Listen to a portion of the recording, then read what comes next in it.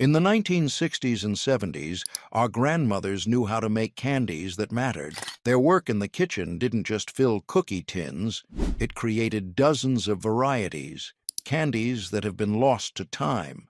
These 60 forgotten Betty Crocker candies from the 1960s might sound too complicated today. Let's rediscover the forgotten candies from the 1960s that nobody makes anymore. Divinity candy with pecans wasn't store-bought. It was sugar, egg whites, and corn syrup beaten by hand until your arm ached and the mixture turned glossy, white, and held stiff peaks. Grandmothers in the 1960s and 70s made Divinity for special occasions because it was elegant, inexpensive, and required no expensive ingredients beyond patience and timing. You boiled sugar and corn syrup to the hardball stage, or poured it slowly into beaten egg whites while someone else held the bowl steady, then beat the mixture until it thickened and lost its shine. You folded in chopped pecans, dropped spoonfuls onto wax paper, and let them dry overnight on the kitchen counter. The candy was light, airy, and tasted like pure sugar with a faint vanilla sweetness. The texture was chewy crispy, almost like meringue, but denser. The pecans added crunch and a buttery flavor that balanced the sweetness. It melted on your tongue slowly, leaving a grainy, sugary coating. Divinity disappeared when humidity, electric mixers, and impatience made it too risky. One humid day ruined the batch, and younger generations stopped wanting to beat egg whites for 20 minutes. But if Divinity felt too delicate, what came next was hard, crunchy, and required a cast-iron skillet you couldn't replace. Peanut brittle made in cast iron wasn't candy. It was molten sugar and raw peanuts cooked to the edge of burning, then poured onto a buttered countertop to cool into sheets you cracked with a hammer. Grandmothers in the 1960s and 70s made peanut brittle year-round because it was cheap, impressive, and used ingredients they already had: sugar, corn syrup, butter, baking soda, and raw peanuts from the bulk bin. You cooked everything in a cast-iron skillet over medium heat, stirring constantly with a wooden spoon until the mixture turned amber and smelled like caramel. You poured it fast onto a buttered surface, spread it thin with a spatula, let it cool until it hardened, then broke it into jagged pieces. The brittle was golden, glossy, and then tasted like burnt sugar, butter, and roasted peanuts. The texture was glass-hard, crunchy, and shattered when you bit down. It stuck to your teeth and dissolved slowly, coating your mouth with sweet, nutty flavor.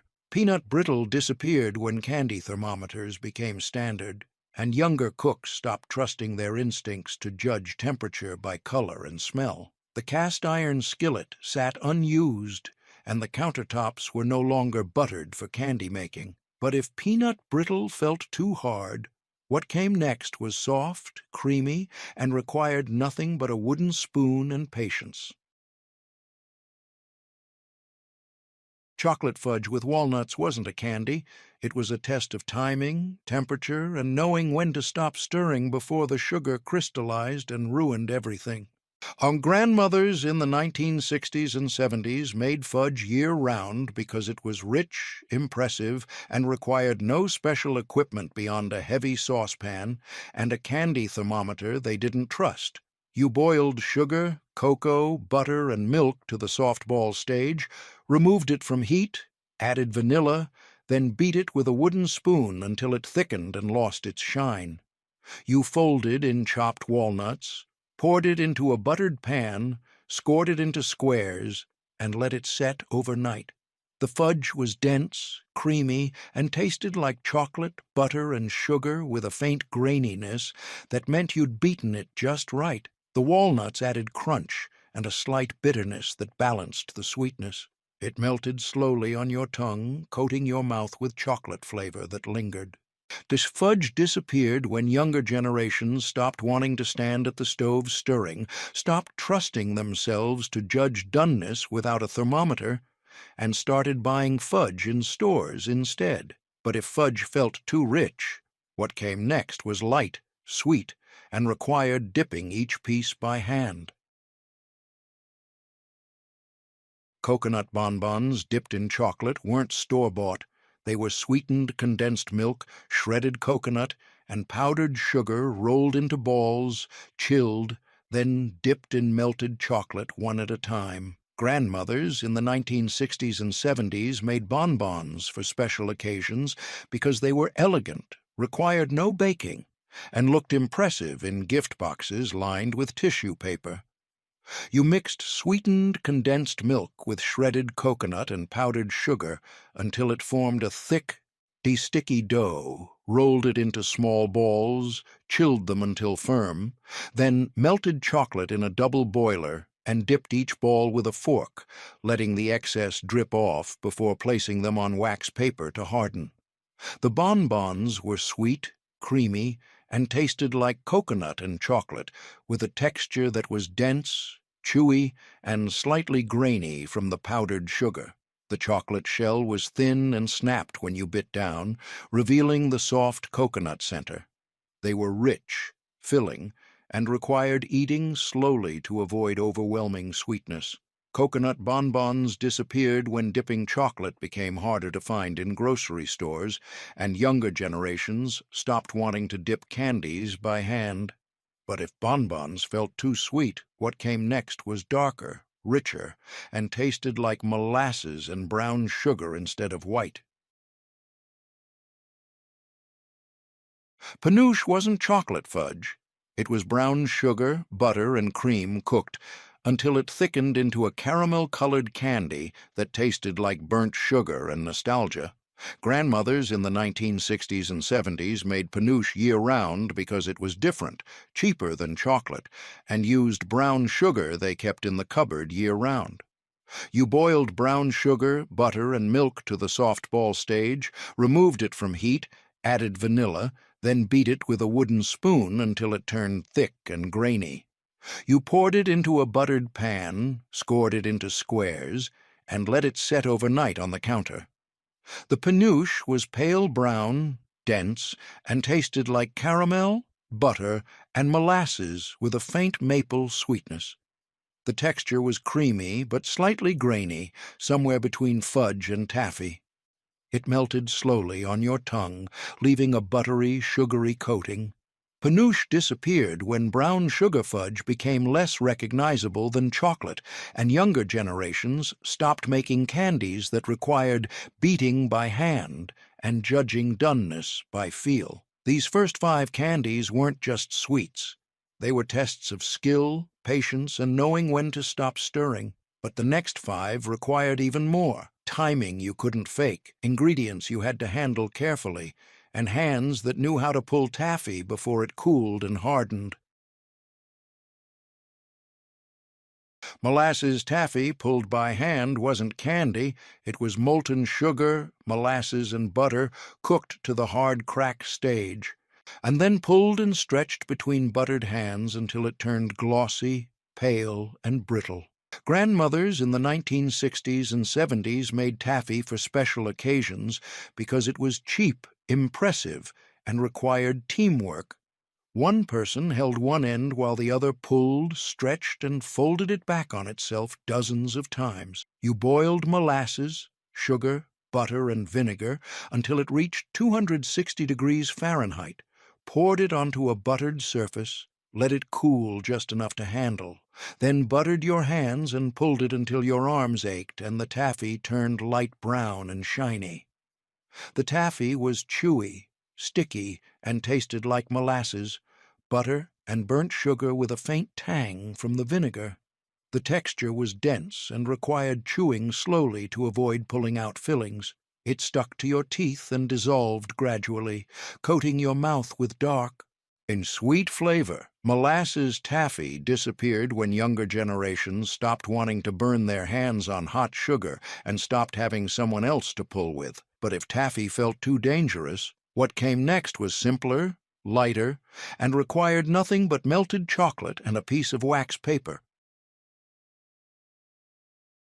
Peppermint bark on wax paper wasn't fancy. It was melted chocolate poured thin, sprinkled with crushed peppermint candy, then cooled until it hardened, and you broke it into jagged pieces. Grandmothers in the 1960s and 70s made peppermint bark year-round because it was fast, required no special equipment, and used leftover peppermint candies from the candy jar. You melted chocolate chips in a double boiler, poured it onto a sheet of wax paper spread flat on the counter, sprinkled crushed peppermint candy on top while the chocolate was still wet, then let it cool at room temperature until it hardened. You peeled the bark off the wax paper and broke it into pieces with your hands. The bark was thin, crispy, and tasted like dark chocolate and peppermint with a sharp cooling burn from the candy. The texture was crunchy, brittle, and shattered when you bit down. The peppermint pieces were sharp and dissolved slowly, leaving a minty aftertaste. Peppermint bark disappeared when white chocolate versions became trendy and younger generations stopped making it on wax paper and started buying it in fancy tins instead. But if peppermint bark felt too simple, what came next required patience, precision, and candied fruit peel most people threw away. Candied orange peel dipped in chocolate wasn't candy. It was citrus peels. Most people threw away, boiled in sugar syrup until they turned translucent and chewy, then dipped in melted chocolate and left to harden.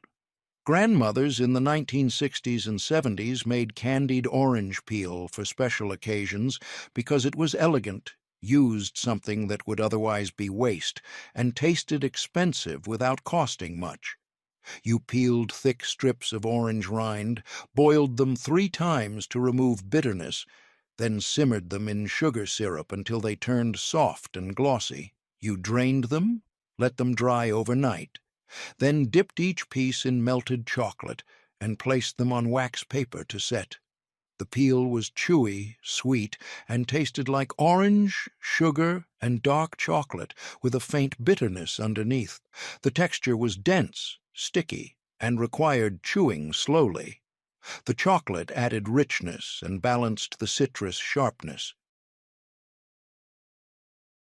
Rum balls rolled in powdered sugar weren't baked. They were crushed vanilla wafers, cocoa powder, corn syrup, and dark rum mixed by hand, rolled into balls, then coated in powdered sugar until they looked like snowballs. Grandmothers in the 1960s and 70s made rum balls for adult parties because they were no-bake, required no special equipment, and used up stale cookies no one wanted to eat. You crushed vanilla wafers into fine crumbs with a rolling pin, mixed them with cocoa powder, corn syrup, chopped pecans, and a generous pour of rum, then rolled the sticky mixture into small balls and coated them in powdered sugar. You stored them in tins for a week to let the flavors meld. The rum balls were dense, moist, and tasted like chocolate, rum, and vanilla, with a faint sweetness from the corn syrup. The texture was soft, slightly crumbly, and dissolved slowly on your tongue. The powdered sugar coating added a sweet contrast to the boozy interior. Rum balls disappeared when younger generations stopped keeping rum in the house and stopped wanting candies that tasted strongly of alcohol. The tin sat empty, and the recipe was forgotten. Cherry cordials with liquid centers weren't store-bought. They were maraschino cherries wrapped in fondant, left to liquefy, then dipped in chocolate and stored until the centers turned syrupy and sweet. Grandmothers in the 1960s and 70s made cherry cordials for special occasions because they were impressive, elegant, and required a technique few people knew. The fondant mixture broke down over time, turning solid sugar into liquid inside the chocolate shell.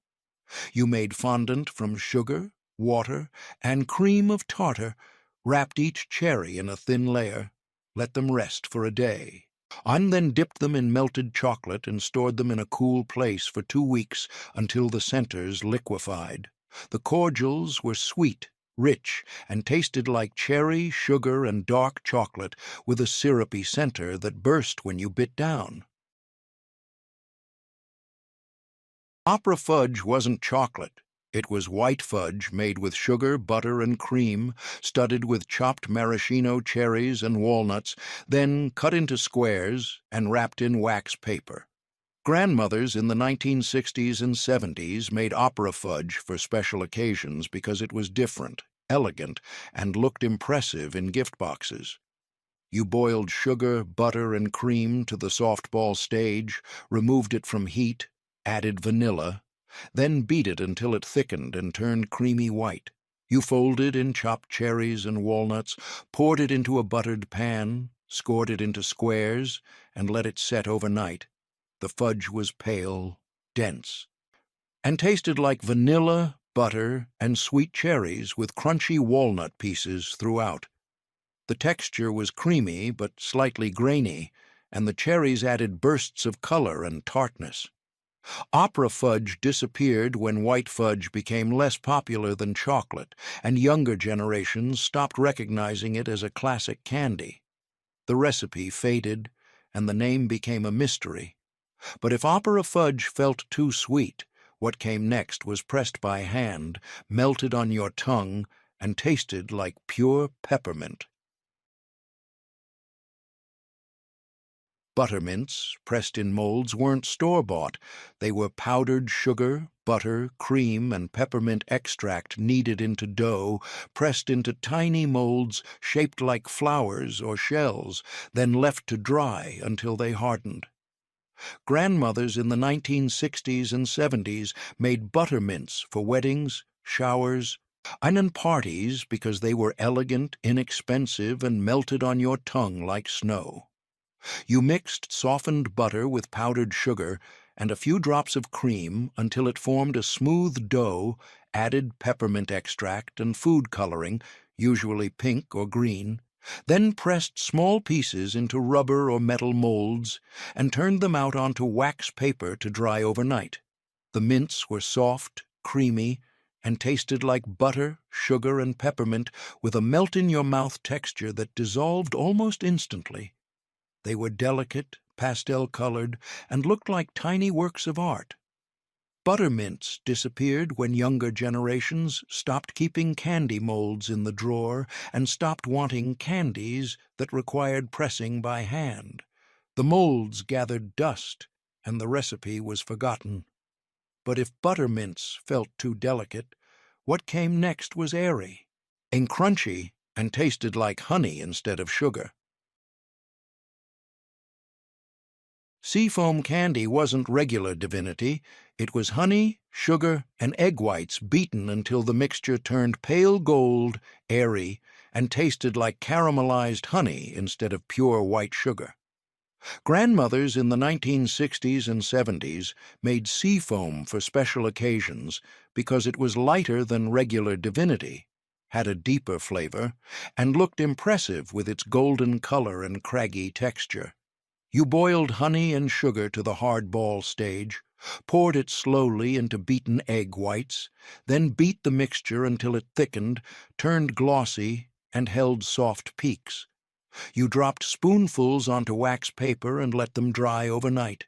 The candy was light, airy, and tasted like honey, vanilla, and burnt sugar with a texture that was chewy crispy and melted slowly.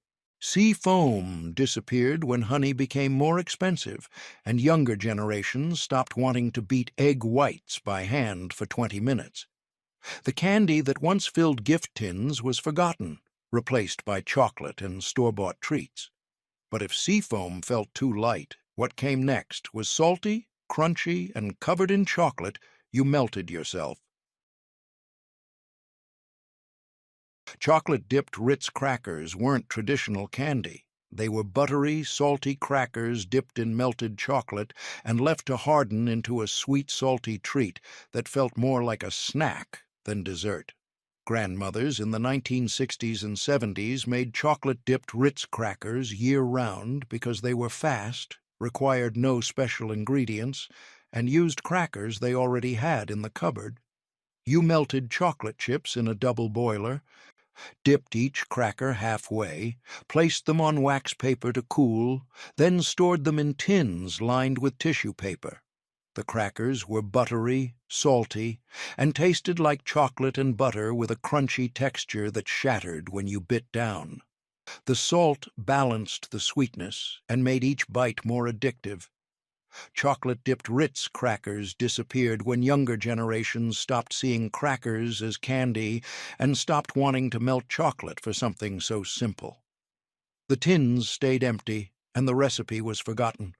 But if chocolate crackers felt too casual, what came next was rich, creamy, and required stirring sugar and cream until your arm ached. Pralines made with cream and brown sugar weren't fudge.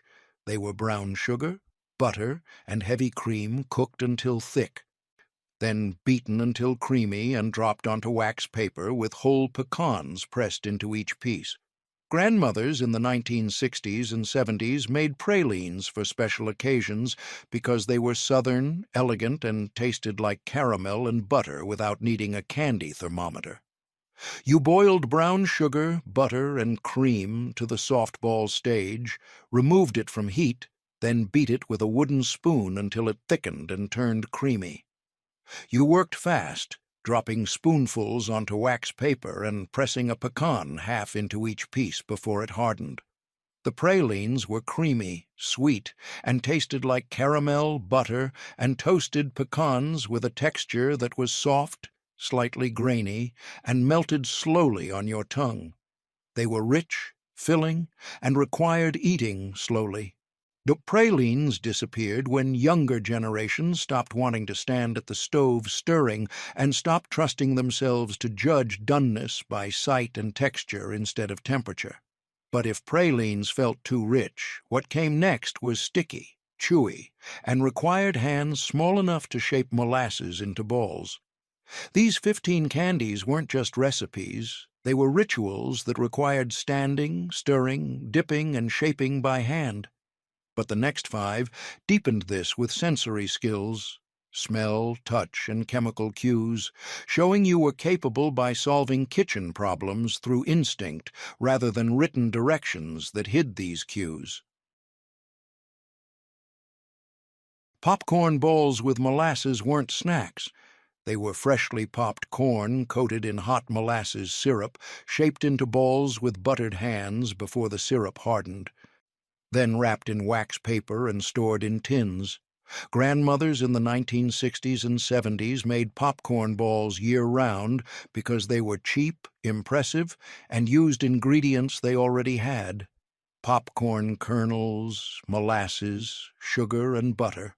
You popped corn on the stove in a covered pot, boiled molasses and sugar to the hardball stage, poured it over the popcorn in a large bowl, then shaped it into balls with buttered hands while the syrup was still hot enough to burn if you weren't careful. The popcorn balls were sticky, chewy, and tasted like molasses, butter, and burnt sugar with crunchy popcorn throughout. They were dense, heavy, and required chewing slowly to avoid pulling out fillings. Popcorn balls disappeared when microwavable popcorn replaced stovetop popping, and younger generations stopped wanting to shape hot on sticky syrup with their hands. The recipe faded, and the tins stayed empty. But if popcorn balls felt too sticky, what came next was soft, chewy, and sliced thin with a sharp knife. Date nut roll wasn't candy. It was chopped dates, marshmallows, and walnuts cooked together until sticky, rolled into a log while still warm, then chilled and sliced into thin rounds. Grandmothers in the 1960s and 70s made date nut roll year-round because it was elegant, required no thermometer, and looked impressive sliced on a platter. You cooked chopped dates, sugar, and marshmallows in a saucepan until they melted together, stirred in chopped walnuts, then rolled the sticky mixture into a log on a sheet of wax paper and chilled it overnight. You sliced it thin with a sharp knife and served it on trays. The roll was dense, chewy, and tasted like dates, caramel, and toasted walnuts, with a texture that was sticky, grainy, and required chewing slowly. It was sweet, rich, and filling. Date nut roll disappeared when younger generations stopped keeping dates in the cupboard and stopped wanting candies that required rolling by hand. The log was forgotten, and the recipe faded. But if date nut roll felt too heavy, what came next was light, layered, and required spreading marshmallow fudge thin before it set. Marshmallow fudge layered in pans wasn't regular fudge. It was chocolate fudge, and white marshmallow fudge poured in layers, swirled together, then cut into squares that looked marbled and impressive. Grandmothers in the 1960s and 70s made layered fudge year-round because it was elegant, required no special equipment, and used marshmallow creme they kept in the cupboard. You made chocolate fudge, poured half into a buttered pan, made white marshmallow fudge, poured it on top, then swirled them together with a knife before they set. You let it cool overnight, then cut it into squares. The fudge was creamy, dense, and tasted like chocolate and vanilla with a smooth, melt-in-your-mouth texture. The layers added visual interest and made each piece feel more special. Marshmallow fudge disappeared when younger generations stopped making fudge from scratch and started buying it in stores instead. The layered technique was forgotten, and the pans stayed empty. But if layered fudge felt too soft, what came next was sharp, spicy, and coated in sugar that sparkled.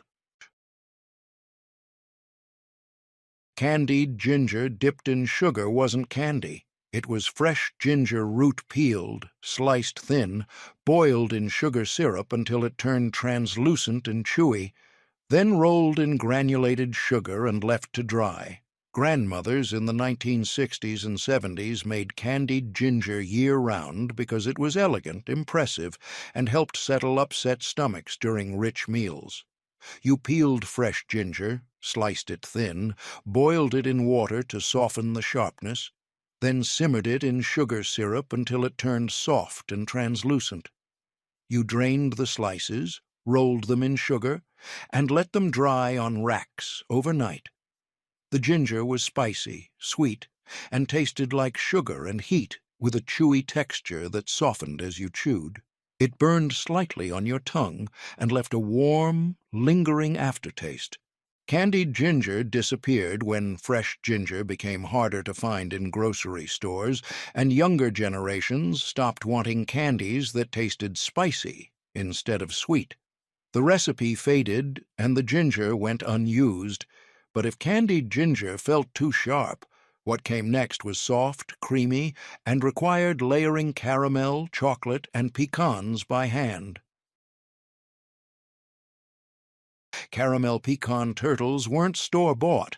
They were pecan halves arranged in clusters, topped with homemade caramel, then covered in melted chocolate and left to harden into candies shaped like turtles. Grandmothers in the 1960s and 70s made turtles year-round because they were impressive, required no special molds, and tasted like caramel, chocolate, and toasted pecans. You arranged pecan halves in clusters of 3 or 4 on wax paper.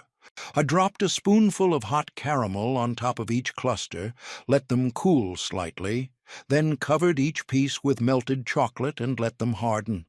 The turtles were rich, chewy, and tasted like caramel, chocolate, and butter with crunchy pecans throughout.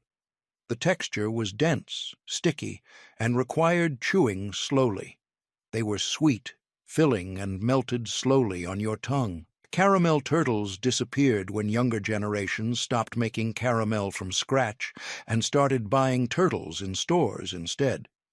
The candy that once filled gift tins was forgotten, replaced by mass-produced versions that tasted nothing like the original. But these first 20 candies were just the beginning. What came next required even more patience, precision, and techniques most modern kitchens have never seen. Fondant. Candy centers hand-dipped weren't store-bought. They were smooth, creamy sugar paste kneaded by hand, shaped into small balls or ovals, flavored with extracts, then dipped one at a time in melted chocolate until each piece was perfectly coated. Grandmothers in the 1960s and 70s made fondant centers year-round because they were elegant, impressive, and required a technique most home cooks never mastered: making fondant from scratch. You boiled sugar, water, and cream of tartar to the softball stage, poured it onto a marble slab or cold surface, then worked it with a spatula until it turned white, smooth, and pliable. You kneaded it like dough, adding drops of peppermint, vanilla, or almond extract, then shaped it into small centers and let them dry overnight before dipping. The dipping process was delicate. You held each fondant center with a dipping fork, submerged it in melted chocolate, lifted it out, tapped the fork gently to remove excess chocolate, then slid it onto wax paper to harden. The fondant was smooth, creamy, and tasted like pure sugar with a faint flavor from the extract. The chocolate shell was thin, glossy, and snapped when you bit down, revealing the soft, melt-in-your-mouth center.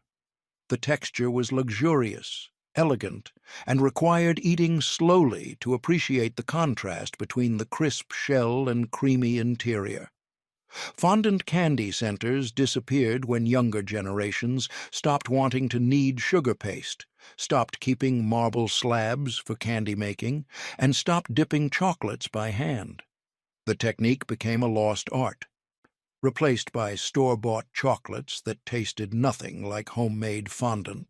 The dipping fork gathered dust in the drawer, the marble slab was sold at estate sales, and the recipe was forgotten. But if fondant felt too delicate, what came next was crunchy, buttery, and required timing so precise that one extra minute ruined the batch. Almond Roca wasn't store-bought. It was butter, sugar, and chopped almonds cooked to the hard crack stage, poured thin, then covered with melted chocolate and more almonds while still warm. Grandmothers in the 1960s and 70s made Almond Roca year-round because it was impressive, tasted expensive, and required no special equipment beyond a candy thermometer and a heavy saucepan. You cooked butter and sugar together over medium heat, in stirring constantly with a wooden spoon until the mixture reached 300 degrees Fahrenheit on the thermometer and turned deep amber. You stirred in chopped almonds, poured the molten toffee onto a buttered baking sheet, spread it thin with a spatula, then immediately spread melted chocolate on top and sprinkled more chopped almonds over the chocolate before it hardened. The toffee was golden, glossy, and required breaking into jagged pieces once it cooled. The texture was glass-hard, crunchy, and shattered when you bit down.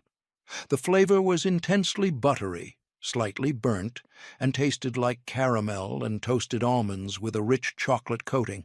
The almonds added crunch and a nutty flavor that balanced the sweetness. It stuck to your teeth and dissolved slowly, coating your mouth with butter and sugar.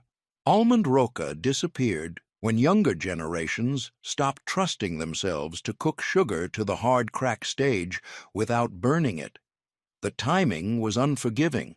30 seconds too long and the toffee tasted burnt. 30 seconds too short and it stayed chewy instead of crunchy. The candy thermometer became unreliable and the recipe became too risky. The toffee that once filled gift tins was replaced by store-bought versions that cost more and tasted less rich. But if Almond Roca felt too hard, what came next was soft, swirled, and required rolling dough into spirals that looked impressive but tasted simple. Peanut butter pinwheels weren't cookies. They were vanilla fondant and peanut butter fudge rolled together into spirals, chilled, then sliced into rounds that looked like pinwheels. Grandmothers in the 1960s and 70s made pinwheels year-round because they were impressive, required no baking, and used peanut butter and powdered sugar most people already had in the cupboard.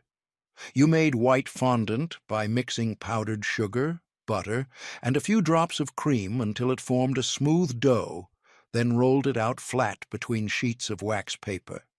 You made peanut butter fudge by mixing peanut butter, powdered sugar, and butter until thick and smooth, then spread it over the fondant layer. You rolled the two layers together into a tight log, wrapped it in wax paper, and chilled it overnight. You sliced it thin with a sharp knife, revealing the spiral pattern inside. The pinwheels were soft, creamy, and tasted like peanut butter and vanilla sugar with a smooth, melt-in-your-mouth texture.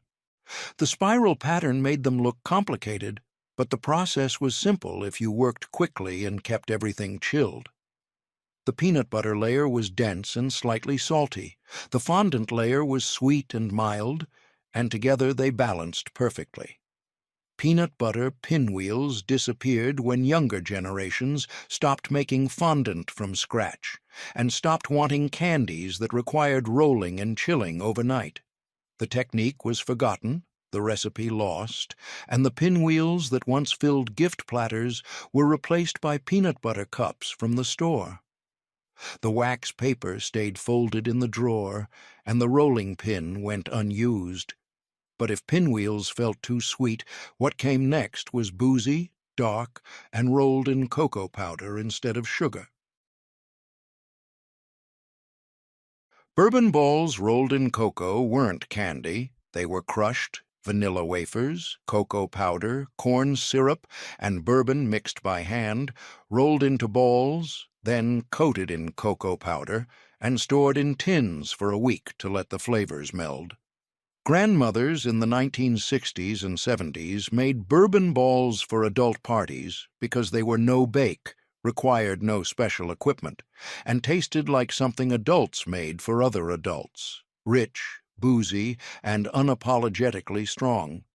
You crushed vanilla wafers into fine crumbs with a rolling pin, mixed them with cocoa powder, corn syrup, chopped pecans, and a generous pour of bourbon until the mixture was sticky and held together.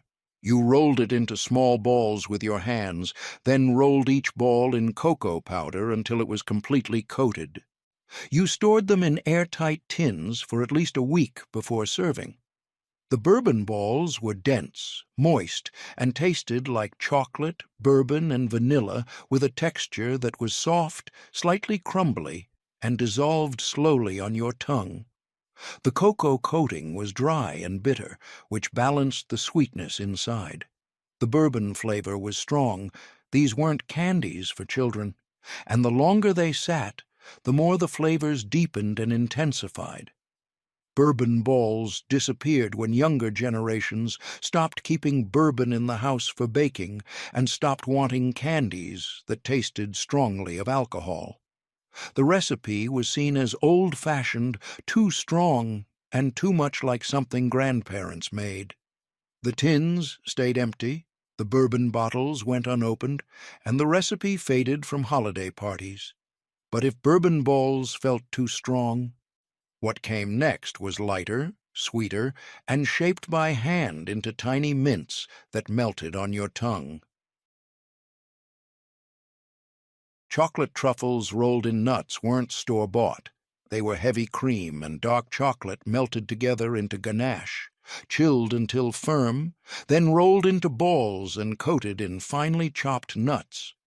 Grandmothers in the 1960s and 70s made truffles year-round because they were rich, impressive, and tasted like something from a fancy candy shop.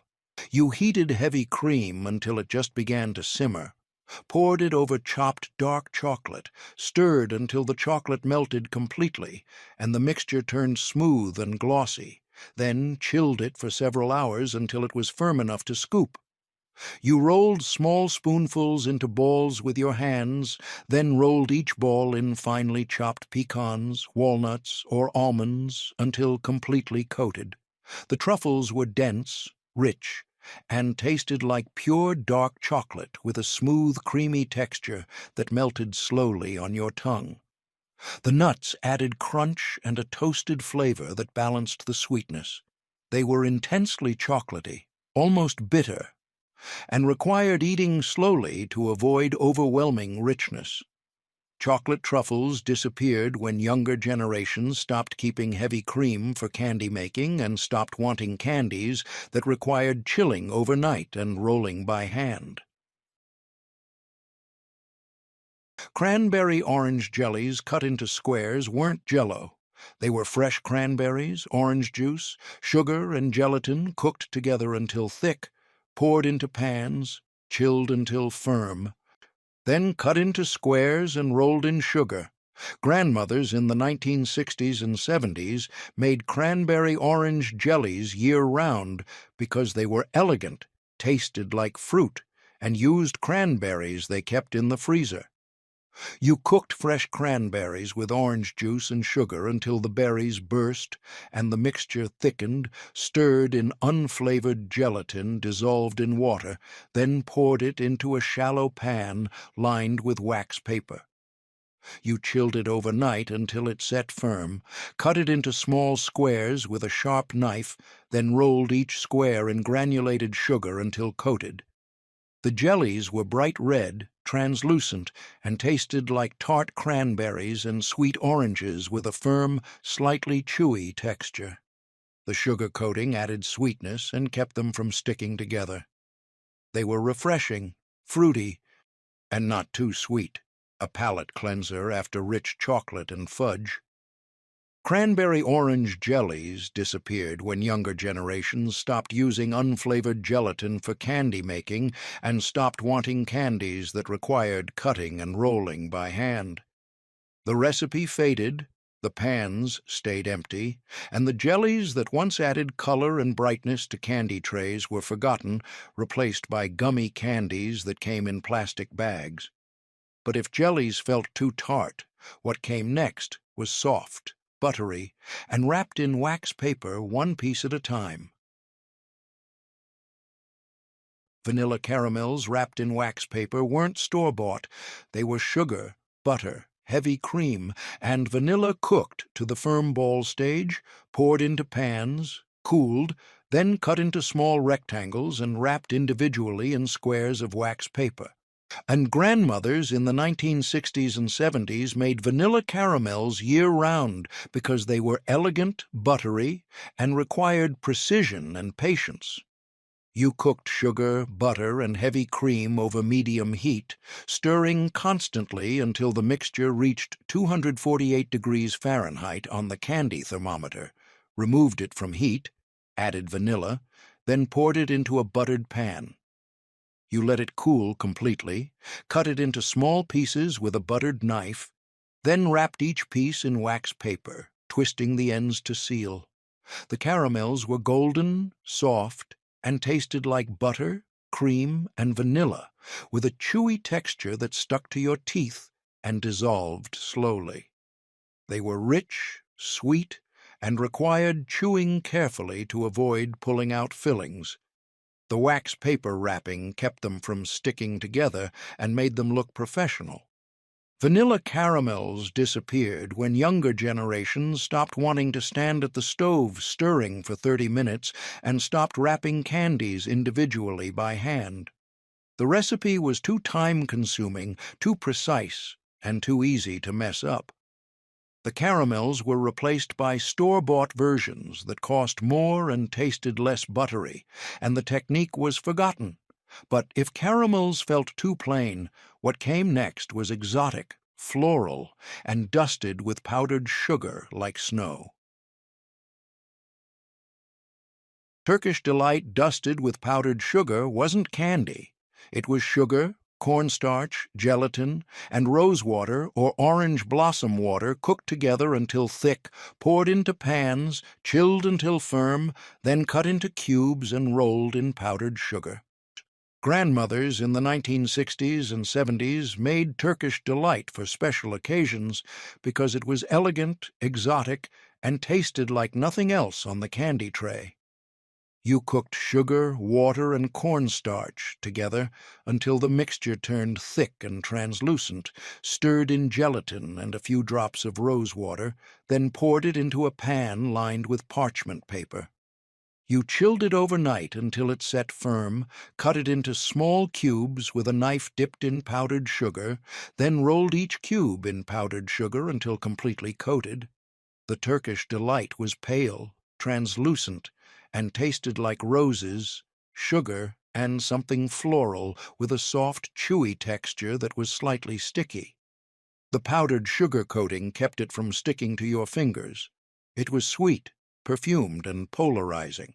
Some people loved it, others couldn't stand the floral flavor. Turkish delight disappeared when younger generations stopped keeping rose water in the cupboard and stopped wanting candies that tasted like flowers. The recipe was seen as too weird, too foreign, and too much like something from a storybook instead of a real candy tray. The rose water dried out, and the recipe was forgotten. But if Turkish delight felt too exotic, what came next was familiar, colorful, and shaped to look like tiny fruits. Marzipan, fruits painted with food coloring, weren't candy. They were almond paste, powdered sugar, and corn syrup kneaded together, shaped by hand into tiny apples, pears, oranges, and bananas, then painted with food coloring to look realistic.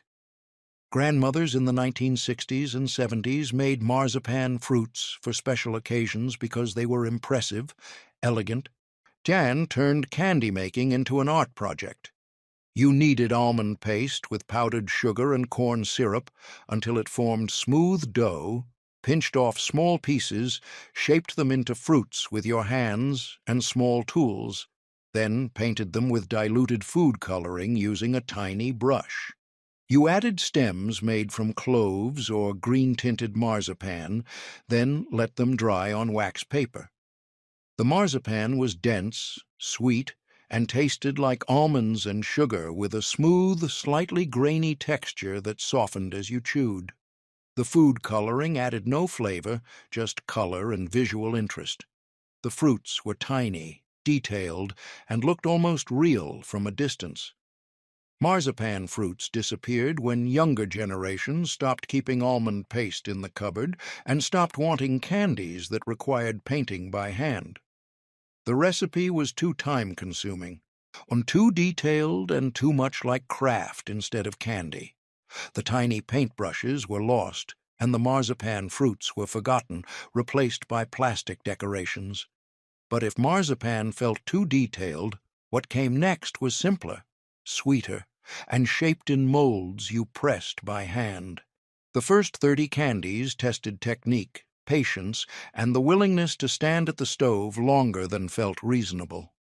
But the next 10 pushed into rarer territory: maple cream from pure syrup, peppermint patties made at home, coconut haystacks baked until golden, and sugared almonds tumbled until smooth and shiny.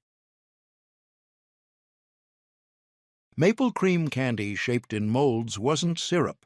It was pure maple syrup, boiled to the soft ball stage, cooled slightly, then beaten until it turned creamy and pale, poured into rubber molds, and left to harden into candies that tasted like pure maple. Grandmothers in the 1960s and 70s made maple cream candy for special occasions because it was elegant, required only one ingredient, and tasted like nothing else on the candy tray.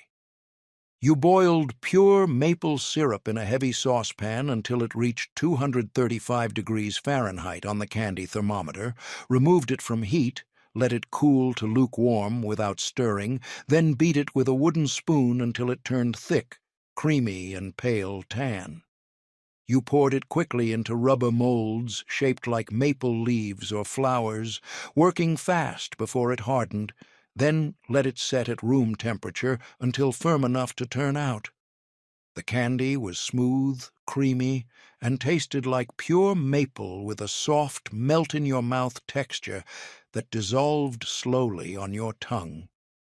It was sweet, rich, and intensely maple-flavored. No vanilla, no butter, just maple syrup concentrated into candy form. The molds added detail and made each piece look professional and elegant, perfect for gift boxes. Maple cream candy disappeared when pure maple syrup became too expensive for most families to use for candy making, and younger generations stopped wanting candies that required beating by hand and judging doneness by sight and texture instead of temperature alone. The molds gathered dust in drawers, the recipe was forgotten, and the candy was replaced by cheaper alternatives. But if maple cream felt too expensive, what came next was minty, cool, and made at home instead of buying from the store. Peppermint patties made at home weren't York peppermint patties. They were powdered sugar, butter, peppermint extract, and sweetened condensed milk mixed into smooth dough, shaped into discs, chilled until firm, then dipped in melted dark chocolate one at a time. Grandmothers in the 1960s and 70s made peppermint patties year-round because they were easy, impressive, and tasted better and fresher than anything you could buy at the store. You mixed powdered sugar with softened butter, a few drops of peppermint extract, and enough sweetened condensed milk to form smooth, pliable dough, rolled it out flat between sheets of wax paper, cut it into circles with a biscuit cutter or small glass, chilled the discs in the refrigerator until firm, then dipped each one in melted dark chocolate using a fork, tapped off the excess, and placed them on wax paper to harden. The patties were cool, minty, and tasted like peppermint and chocolate with a soft, creamy center that melted slowly on your tongue. The chocolate shell was thin, glossy, and snapped when you bit down, revealing the white peppermint filling inside. They were refreshing, not too sweet, and perfect after a heavy meal, or as a palate cleanser between richer candies. Peppermint patties disappeared when younger generations stopped making candies from scratch and started buying store-bought versions that were cheaper, faster, and good enough.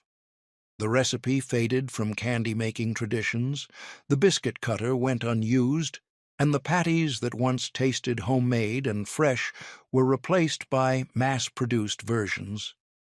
But if peppermint patties felt too minty, what came next was crunchy, coconutty, and shaped like haystacks. Chocolate-covered coconut haystacks weren't candy bars. They were shredded coconut, sweetened condensed milk, and vanilla extract mixed together into sticky dough shaped into mounds, baked until the edges turned golden and toasted, then dipped in melted chocolate once cooled. Grandmothers in the 1960s and 70s made coconut haystacks year-round because they were fast, impressive, and used coconut they kept in the cupboard for baking. You mixed shredded coconut with sweetened condensed milk and a few drops of vanilla until the mixture was sticky and held together, dropped spoonfuls onto a baking sheet lined with parchment paper or greased foil, baked them at 325 degrees Fahrenheit until the edges turned golden brown and crispy, let them cool completely. Then dipped the bottoms in melted chocolate and placed them on wax paper to harden.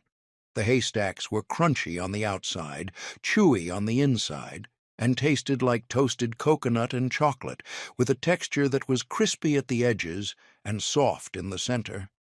The chocolate coating added richness and kept them from being too sweet, balancing the coconut's natural sweetness with dark, slightly bitter chocolate. Chocolate-covered coconut haystacks disappeared when younger generations stopped wanting coconut candies and stopped baking candies that required dipping by hand.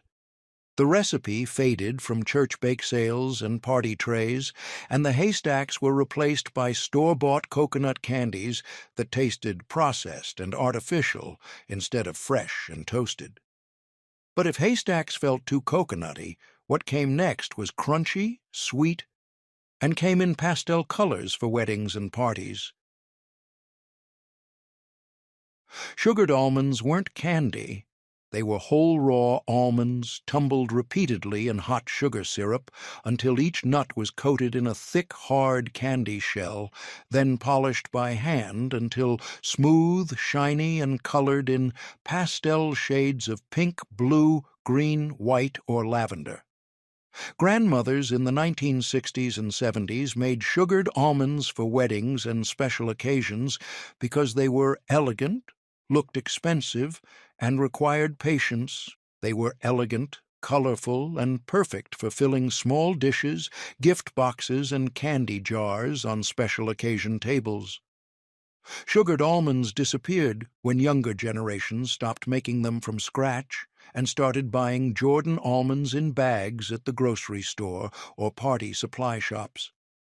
The technique was too time-consuming, too repetitive, and too easy to mess up. One batch of sugar too hot and the coating turned grainy instead of smooth. But if sugared almonds felt too hard, what came next was buttery, crunchy, and covered in chocolate you spread by hand. English toffee bars with chocolate weren't candy. They were butter, brown sugar, and graham cracker crumbs cooked together into a thick, buttery toffee mixture, poured into pans, covered with a layer of melted chocolate, then cut into bars once cooled. Grandmothers in the 1960s and 70s made English toffee bars year-round because they were easy, impressive, and tasted like expensive toffee without the risk of burning. You melted butter and brown sugar together in a saucepan, stirred in graham cracker crumbs until the mixture was thick and glossy, poured it into a buttered 9 by 13 pan, baked it at 350 degrees Fahrenheit until it bubbled and turned golden, then spread melted chocolate chips over the top while still hot. You let it cool completely, then cut it into bars with a sharp knife or broke it into jagged pieces like brittle. The bars were crunchy, buttery, and tasted like toffee and chocolate, with a graham cracker base that added texture and kept the toffee from being too hard. They were rich, sweet, and required eating slowly to avoid overwhelming your mouth with butter and sugar. English toffee bars disappeared when younger generations stopped baking candies and started buying chocolate bars and toffee from stores instead. The recipe faded from baking traditions, and the bars that once filled gift tins were forgotten, replaced by store-bought treats that came in plastic wrappers and tasted nothing like homemade toffee. But if toffee bars felt too sweet, what came next was floral, delicate, and used for decorating instead of eating. The first 35 candies tested your patience and timing, but the next 5 push into decorative territory. Candied violets painted by hand, nougat beaten until your arm gave out, fondant centers dipped one at a time, hard candy drops stored in jars, and lemon drops made with citric acid. Candied violets for decorating weren't candy. They were fresh violet flowers carefully brushed with beaten egg white, dipped in superfine sugar, then dried until crisp and used to decorate cakes, cupcakes, and fancy candies. Grandmothers in the 1960s and 70s made candied violets in spring because they were elegant, beautiful, and turned flowers into edible decorations that looked impressive on dessert tables. You picked fresh violets from the garden, rinsed them gently, and patted them dry. Brushed each petal carefully with beaten egg white using a tiny paintbrush, sprinkled superfine sugar over them until completely coated, then placed them on wax paper to dry overnight at room temperature until the sugar hardened and the petals turned crisp.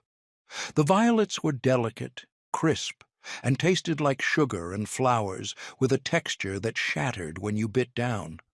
They were more decoration than candy, but they added elegance, color, and a touch of vintage sophistication to dessert tables and gift boxes.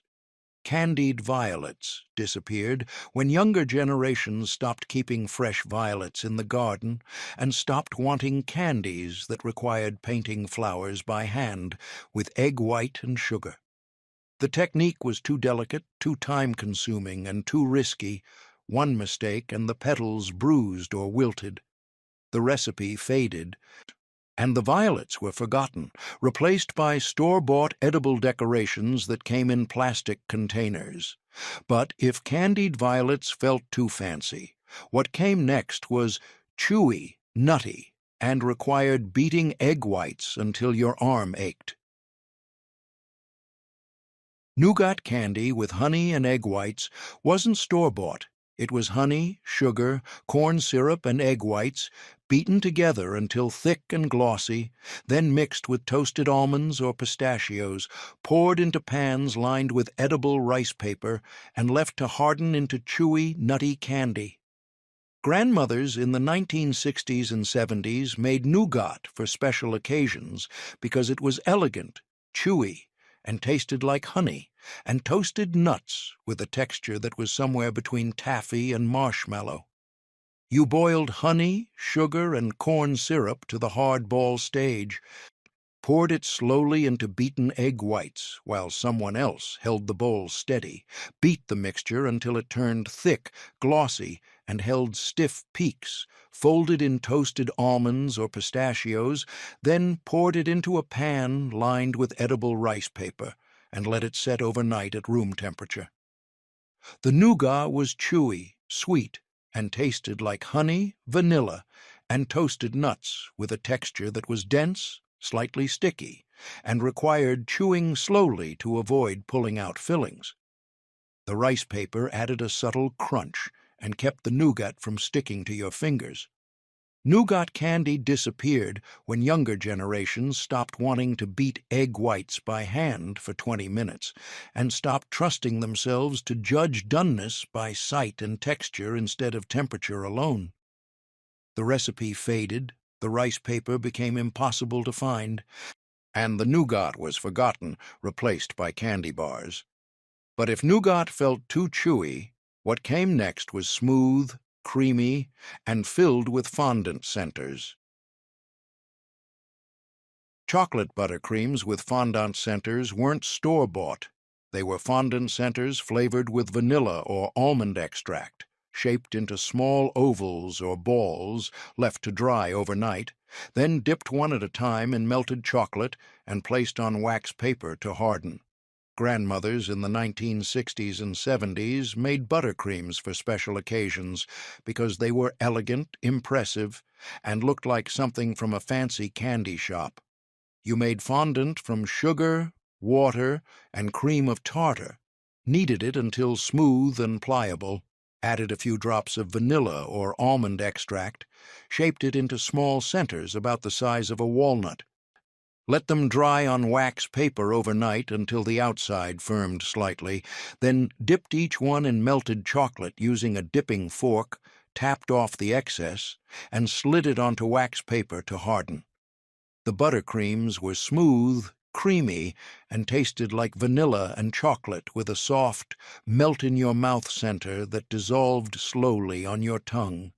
The chocolate shell was thin, glossy, and snapped when you bit down, revealing the white fondant filling inside.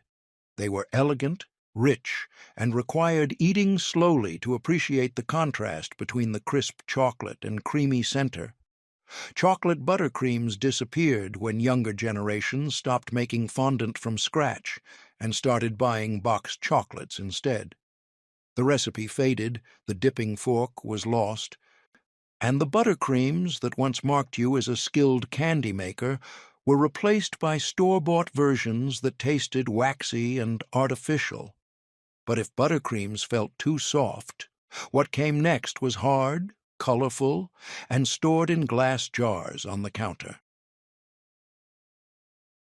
Homemade hard candy drops stored in glass jars weren't store-bought. They were sugar, water, corn syrup, and flavoring oil boiled to the hard crack stage, then dropped by spoonfuls onto wax paper to cool into individual hard candies. Grandmothers in the 1960s and 70s made hard candy drops year-round because they were cheap, lasted for months without refrigeration, and required no special equipment beyond a candy thermometer and a heavy saucepan. You boiled sugar, water, and corn syrup to 300 degrees Fahrenheit, removed it from heat, added a few drops of flavoring oil, peppermint, cinnamon, wintergreen, or fruit flavors, and liquid food coloring, then dropped small spoonfuls onto wax paper or buttered baking sheets. You let them cool until hard and glassy, then stored them in glass jars on the counter or in the cupboard. The candies were colorful, hard, and tasted like peppermint, cinnamon, or fruit, with a texture that dissolved slowly on your tongue, turning sharp and intense as the flavor concentrated. They were sweet, refreshing, and required patience to enjoy. You sucked them slowly until they disappeared completely. Hard candy drops disappeared when younger generations stopped making candies from scratch and started buying them in bulk bags at the grocery store. The jars stayed empty, the candy thermometer was lost, and the recipe faded from candy-making traditions, replaced by store-bought hard candies that came in plastic wrappers and tasted artificial. But if hard candies felt too plain, what came next was tart, citrusy, and made with citric acid instead of lemon juice. Lemon drops made with sugar and citric acid weren't store-bought. They were sugar, water, corn syrup, lemon extract, and citric acid boiled to the hard crack stage, then dropped onto wax paper to cool into small, tart, mouth-puckering candies. Grandmothers in the 1960s and 70s made lemon drops year-round because they were refreshing, tart, and required no fresh lemons, just lemon extract and citric acid powder from the pharmacy. You boiled sugar, water, and corn syrup to 300 degrees Fahrenheit, removed it from heat, added lemon extract, yellow food coloring, and a teaspoon of citric acid, then dropped spoonfuls onto wax paper. You let them cool until hard, then rolled them in powdered sugar to keep them from sticking together and stored them in glass jars. The lemon drops were hard, tart, and tasted like lemon and sugar with a sharp, mouth-puckering sourness from the citric acid. They were bright yellow, refreshing, and required sucking slowly to avoid overwhelming your mouth with tartness. The powdered sugar coating softened the initial bite and made them easier to handle. Lemon drops disappeared when younger generations stopped making hard candies from scratch and started buying them in bulk at candy stores. The recipe faded, the citric acid powder became harder to find, and the drops were forgotten. You replaced by mass-produced sour candies that tasted artificial and chemical. But these first 40 candies were just the beginning. What came next required even more patience, precision, and flavors most modern kitchens have never tasted. The first 40 candies required boiling sugar, beating egg whites, and shaping by hand. But the final 20 push into the rarest territory: cashew brittle that burned if you blinked, coconut ice layered pink and white, horehound drops that tasted medicinal, and techniques most modern kitchens have never seen. Cashew brittle with butter wasn't peanut brittle. It was whole roasted cashews, butter, and sugar cooked together to the hard crack stage, poured onto a buttered surface, spread thin, then broken into jagged pieces once cooled. Grandmothers in the 1960s and 70s made cashew brittle for special occasions because it was elegant, tasted more expensive than peanut brittle, and used cashews that were considered a luxury ingredient. You cooked sugar, corn syrup, butter, and water in a heavy saucepan over medium heat, stirring constantly with a wooden spoon until the mixture reached 300 degrees Fahrenheit on the candy thermometer and turned deep amber. You stirred in whole roasted cashews, poured the molten mixture onto a buttered marble slab or metal baking sheet, spread it as thin as possible with a buttered spatula, then let it cool at room temperature until it hardened completely. You broke it into irregular pieces with your hands or a mallet, then stored it in airtight tins lined with wax paper. The brittle was golden, glossy, and tasted like butter, caramel, and roasted cashews with a texture that was glass-hard and shattered when you bit down. The cashews added a buttery, slightly sweet flavor that was milder and less assertive than peanuts. The brittle stuck to your teeth and dissolved slowly, coating your mouth with rich, buttery sweetness. But if cashew brittle felt too expensive, what came next was sweet, two-toned, and looked like something from a fancy British tea shop. Coconut ice wasn't ice cream. It was shredded coconut, sweetened condensed milk, and powdered sugar mixed together into thick dough, divided in half, colored one half pink, and left the other white, then layered in pans and chilled until firm. Grandmothers in the 1960s and 70s made coconut ice year-round because it was easy, impressive, required no cooking, and looked elegant with its two-tone pink and white layers. You mixed shredded coconut with sweetened condensed milk and powdered sugar until it formed a thick, sticky dough that held together, divided the mixture in half, added a few drops of pink food coloring to one half, and mixed until evenly colored. Then pressed the white layer into the bottom of a buttered pan, pressed the pink layer on top, and chilled it in the refrigerator for several hours until firm. You cut it into small squares with a sharp knife and stored it in tins lined with wax paper. The coconut ice was soft, sweet, and tasted like coconut and sugar with a texture that was dense, slightly grainy, and dissolved slowly on your tongue. The pink and white layers made it look fancy and Victorian, like something you'd find in an old-fashioned candy shop or British tea room. It was sweet, rich, and required eating slowly to avoid overwhelming sweetness. One small square was enough to satisfy. Coconut ice disappeared when younger generations stopped making candies that required no cooking and started buying pre-made fudge, truffles, and chocolate instead. The recipe was seen as too simple, too old-fashioned, and too much like something their grandmothers made.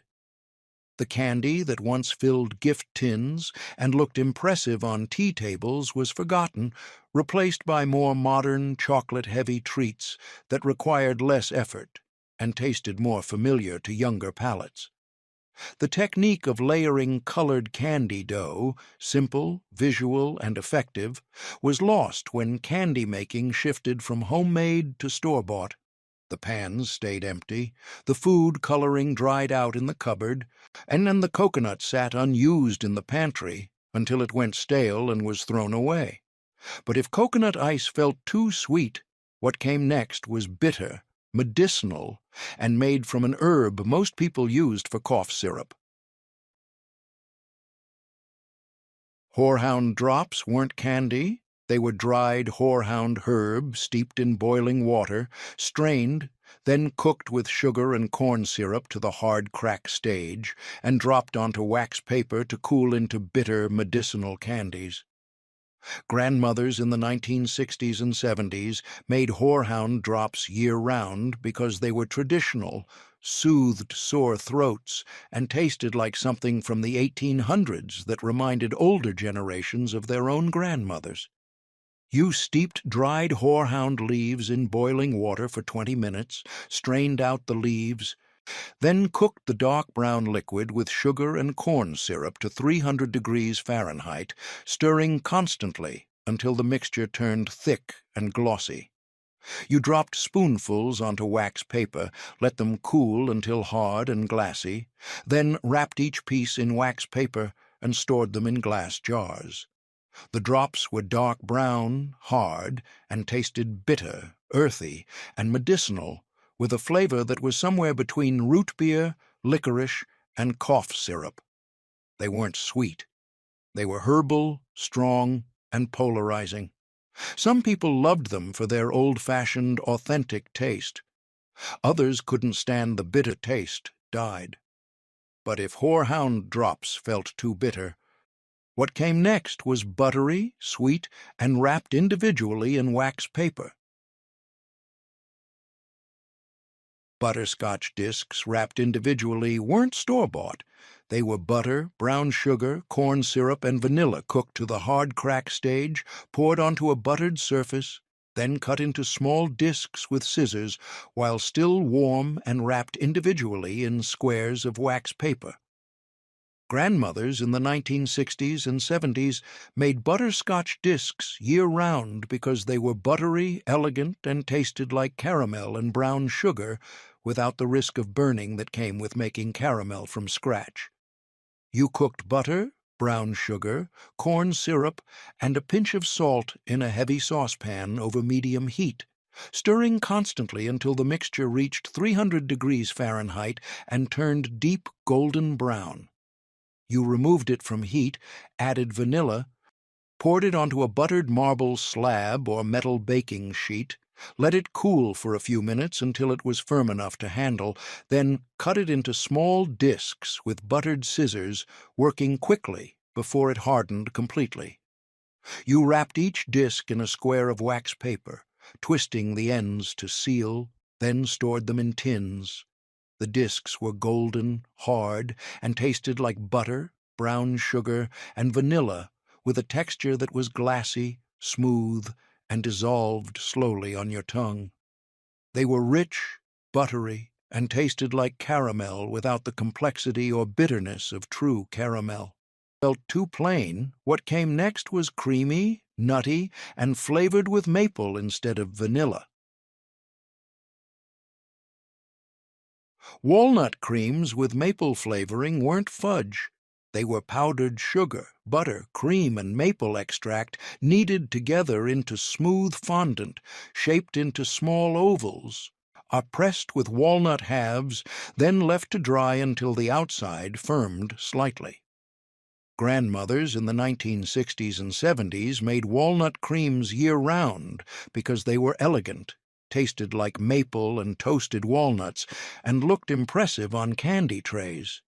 You mixed powdered sugar with softened butter, heavy cream, and a few drops of maple extract until it formed smooth, pliable dough, kneaded it on a surface dusted with powdered sugar until it was no longer sticky, pinched off small pieces, shaped them into ovals about the size of a walnut, pressed a walnut half into the top of each piece, then placed them on wax paper to dry overnight at room temperature until the outside firmed up slightly while the inside stayed soft and creamy. The creams were soft, sweet, and tasted like maple, butter, and toasted walnuts with a texture that was smooth and creamy and dissolved slowly on your tongue. The walnut half added crunch, a slightly bitter contrast to the sweetness, and made each piece look elegant and finished. They were rich, filling, and required eating slowly to avoid overwhelming sweetness. One piece was enough to satisfy. Walnut creams disappeared when younger generations stopped making fondant candies from scratch and stopped keeping maple extract in the cupboard for baking and candy making.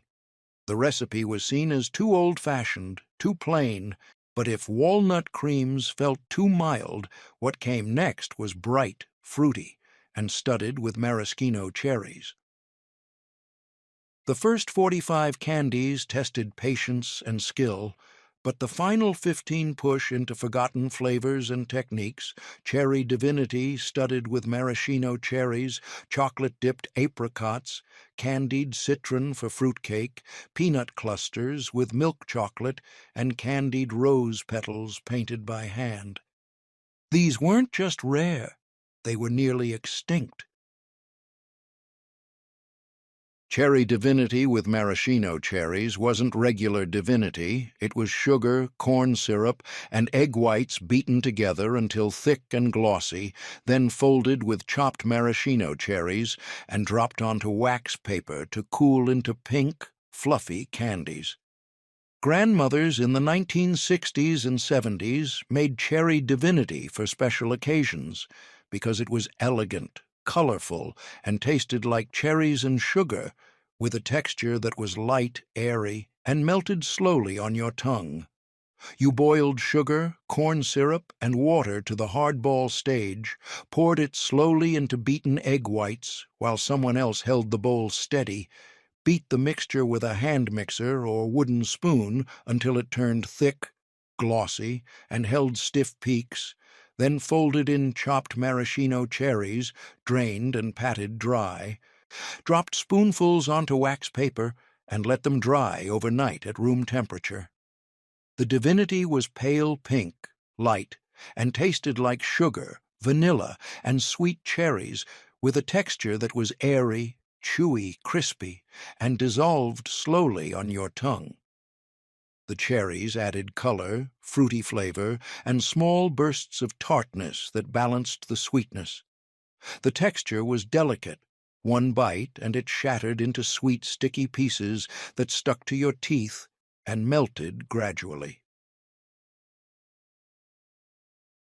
Chocolate-dipped apricots weren't candy. They were dried apricots, whole or halved, dipped in melted dark chocolate, then placed on wax paper to harden into elegant, chewy, fruity treats. Grandmothers in the 1960s and 70s made chocolate-dipped apricots year-round because they were elegant, required no cooking beyond melting chocolate, and used dried apricots that were expensive enough to feel special but not so expensive that they couldn't be used for candy making. You melted dark chocolate in a double boiler, held each dried apricot by one end with a fork or your fingers, dipped it halfway or completely in the melted chocolate, tapped off the excess, then placed it on wax paper to harden at room temperature or in the refrigerator. The apricots were chewy, tart, and tasted like dried fruit and dark chocolate with a texture that was dense, sticky, and required chewing slowly. The chocolate added richness and bitterness that balanced the apricot's natural sweetness and tartness. They were sophisticated, not too sweet, and tasted like something you'd find in a fancy European candy shop instead of something homemade. Chocolate-dipped apricots disappeared when younger generations stopped dipping candies and dried fruit by hand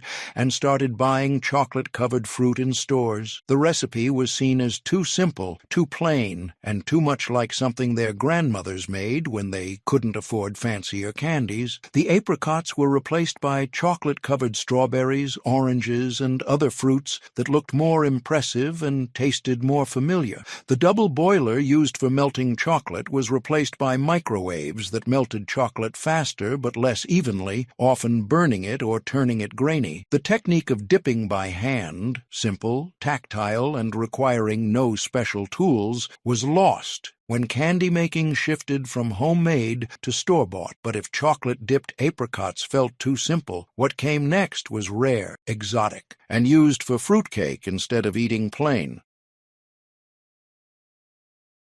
Candied citron for fruitcake wasn't candy you ate plain. It was the thick white pith of citron fruit, a large lumpy citrus fruit related to lemons, peeled, boiled repeatedly to remove bitterness, then simmered in heavy sugar syrup until translucent, chewy, and sweet. Grandmothers in the 1960s and 70s made candied citron for fruitcake because it was traditional, required for fruitcake recipes, and couldn't be replaced with anything else. The flavor was unique, slightly bitter, and floral. You peeled the thick white pith from fresh citron, cut it into strips or cubes, boiled it in water 3 or 4 times to remove the intense bitterness, then simmered it in sugar syrup for several hours until the pieces turned translucent, soft, and glossy. You drained them, rolled them in granulated sugar, and let them dry on racks for several days before storing them in jars or using them immediately in fruitcake. The citron was translucent,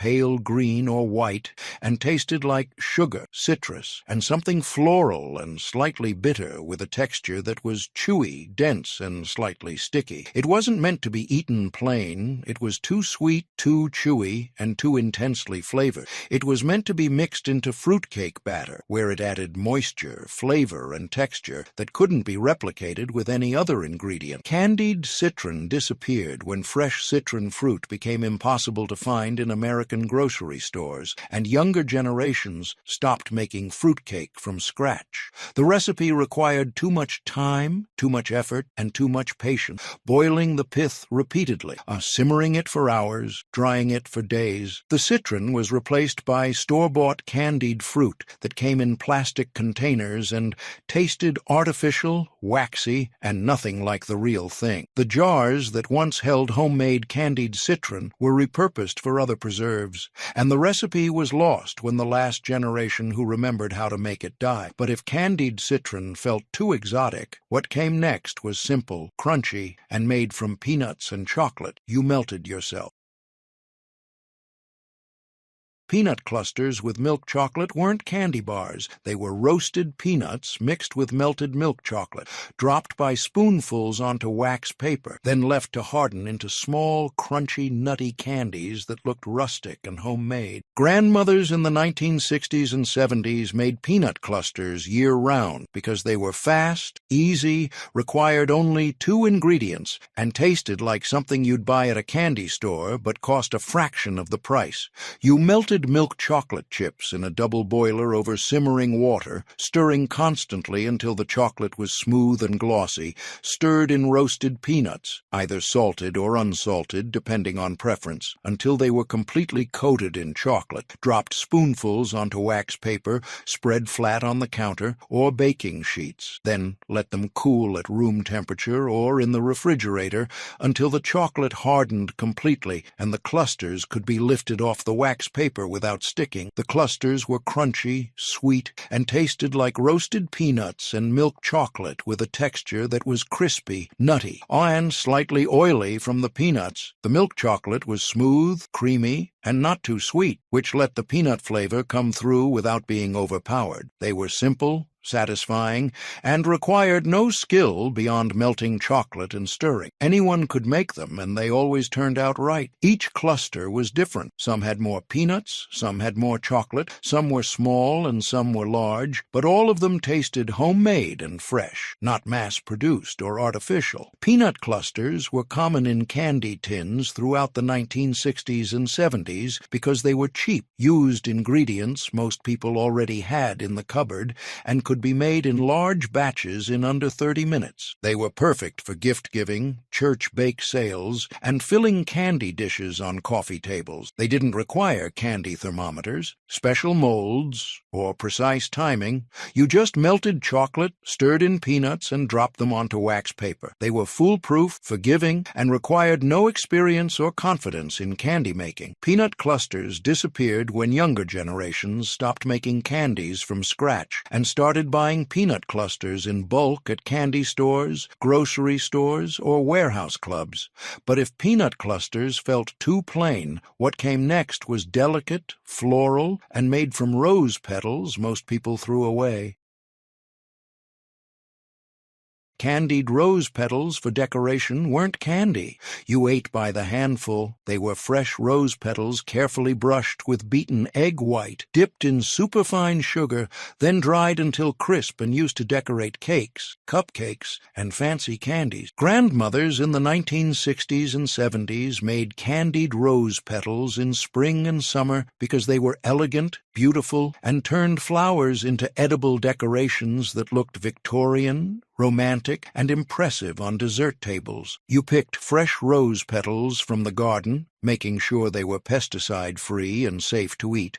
rinsed them gently and patted them dry with paper towels, brushed each petal carefully with beaten egg white using a tiny paintbrush, sprinkled superfine sugar over them until completely coated on both sides, then placed them on wax paper to dry overnight at room temperature until the sugar hardened and the petals turned crisp and delicate. The petals were delicate, crisp, and tasted like sugar and roses with a texture that shattered when you bit down, releasing floral flavor and sweetness. They were more decoration than candy, but they added elegance, color, and a touch of vintage sophistication to dessert tables, gift boxes, and homemade candies. They were fragile, beautiful, and required handling carefully to avoid breaking. The process of making candied rose petals was meditative, precise, and required a steady hand. One wrong move and the petal tore, one brush stroke too heavy, and the egg white pooled and made the sugar clump instead of coating evenly.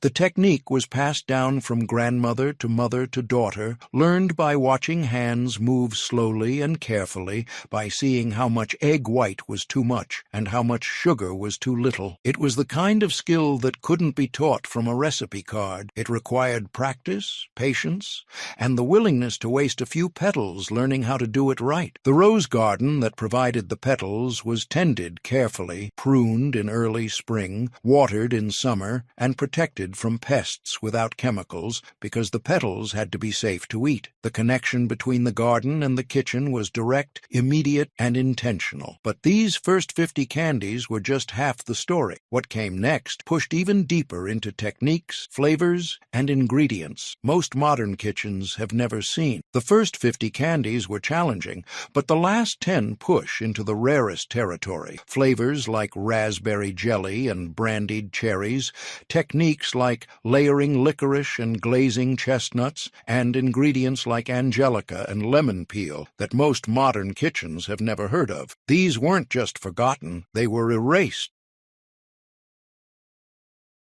Raspberry jellies cut into diamonds weren't jello. They were fresh raspberries, sugar, lemon juice, and unflavored gelatin cooked together until thick, poured into shallow pans, chilled until firm, then cut into diamond shapes with a sharp knife and rolled in granulated sugar. Grandmothers in the 1960s and 70s made raspberry jellies year-round because they were elegant, tasted like fresh fruit, and looked impressive cut into geometric shapes and dusted with sugar. You cooked fresh or frozen raspberries with sugar and lemon juice until the berries broke down and released their juice, creating a thick, fragrant mixture that filled the kitchen with the smell of summer even in the middle of winter. You strained the mixture through several layers of cheesecloth to remove every single seed, a process that required patience, time, and strong hands to squeeze the cloth and extract every drop of juice without letting seeds slip through. Once strained, you stirred in unflavored gelatin that had been dissolved in cold water and bloomed until thick and spongy, then poured the bright red mixture into a shallow pan lined with parchment paper or wax paper. You chilled it overnight in the refrigerator until it set firm enough to cut cleanly without tearing or sticking to the knife. The next day, you cut it into diamond shapes with a sharp knife, dipped repeatedly in hot water to keep the blade clean, then rolled each piece carefully in granulated sugar until completely coated on all sides. The sugar coating wasn't just decorative, it kept the jellies from sticking together and added a sweet crunch that balanced the tartness of the raspberries. The jellies were bright red, translucent when held up to the light, and tasted like tart raspberries and sugar, with a firm, slightly chewy texture that was somewhere between gummy candy and fruit leather. The sugar coating added sweetness with every bite and kept your fingers from getting sticky. They were refreshing, fruity, and not too sweet, a palate cleanser after rich chocolate and fudge, perfect for serving at the end of a heavy meal or packing in gift boxes between layers of wax paper. The diamond shape made them look elegant, professional, and more impressive than simple squares. It showed that you'd taken the time to make them look special, not just functional. But if raspberry jellies felt too tart, what came next was boozy, dark, and packed in jars instead of eaten fresh. Brandied cherries packed in jars weren't candy. They were fresh, sweet cherries with stems attached, packed into sterilized jars covered with brandy and sugar syrup, then sealed and stored for weeks or months until the cherries absorbed the brandy and turned soft, boozy, and intensely flavored. Grandmothers in the 1960s and 70s made brandied cherries in summer when fresh cherries were in season because they were elegant, impressive, and required no cooking beyond making sugar syrup. The process began in June or July when cherry orchards opened for picking and families drove out to fill baskets with dark red Bing cherries or lighter Rainier cherries, choosing only the firmest, ripest fruit with stems still attached and no bruises or soft spots that would cause them to spoil in the jar. Back home, you washed the cherries carefully, left the stems on because they made the cherries easier to eat with your fingers and looked more elegant floating in the jar, then pricked each cherry several times with a sterilized needle to help them absorb the brandy without bursting or turning mushy. You packed them tightly into sterilized glass jars, the kind with rubber gaskets and wire bales designed for canning and preserving, filling each jar to the shoulder but leaving enough headspace for the liquid to cover the fruit completely. You made sugar syrup by boiling sugar and water together until the sugar dissolved completely and the syrup turned clear. Let it cool to room temperature so it wouldn't crack the cold glass jars. Then added brandy in a 1-to-1 ratio, 1 part syrup to 1 part brandy, using good brandy that cost more than you'd normally spend, but not so expensive that you felt guilty pouring it over fruit. You poured the brandy mixture over the cherries until they were completely submerged, sealed the jars tightly with the rubber gaskets and wire bales, then stored them in a cool, dark place, a basement, a cellar, or the back of a closet, for at least 6 weeks before opening, though some grandmothers waited 3 months or even 6 months to let the flavors deepen and mature. But if brandied cherries felt too boozy, what came next was sweet, layered, and shaped like Easter eggs, even though it wasn't Easter.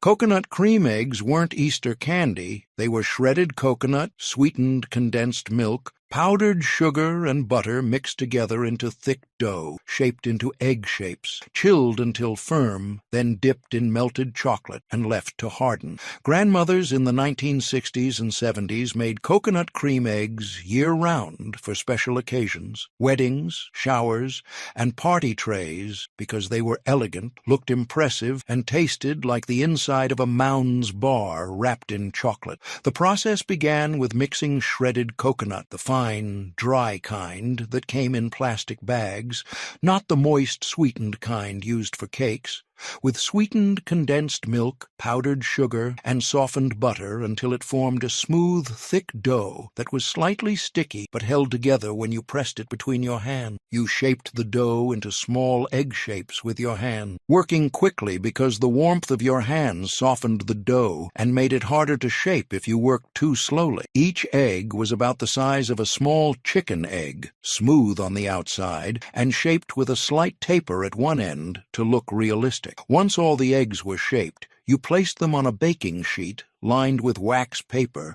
and chilled them in the refrigerator for at least 2 hours until they were firm enough to dip without falling apart or leaving your fingerprints in the coating. Dipping the eggs required patience, a steady hand, and melted dark chocolate that was the right temperature. Too hot and it was thin and drippy. Too cool and it was thick and clumpy. You melted dark chocolate chips in a double boiler, stirring constantly until smooth and glossy, then held each chilled egg with a fork, submerged it completely in the chocolate, lifted it out carefully, tapped the fork gently against the side of the bowl to remove excess chocolate, then slid it onto wax paper to harden. The chocolate coating had to be thin but complete. No bare spots, no thick drips, no fingerprints. Once all the eggs were dipped, you let them sit at room temperature or in the refrigerator until the chocolate hardened completely and the eggs could be lifted off the wax paper without the chocolate cracking or sticking. But if coconut cream eggs felt too sweet, what came next was green, exotic, and used for decorating fruitcake instead of eating plain.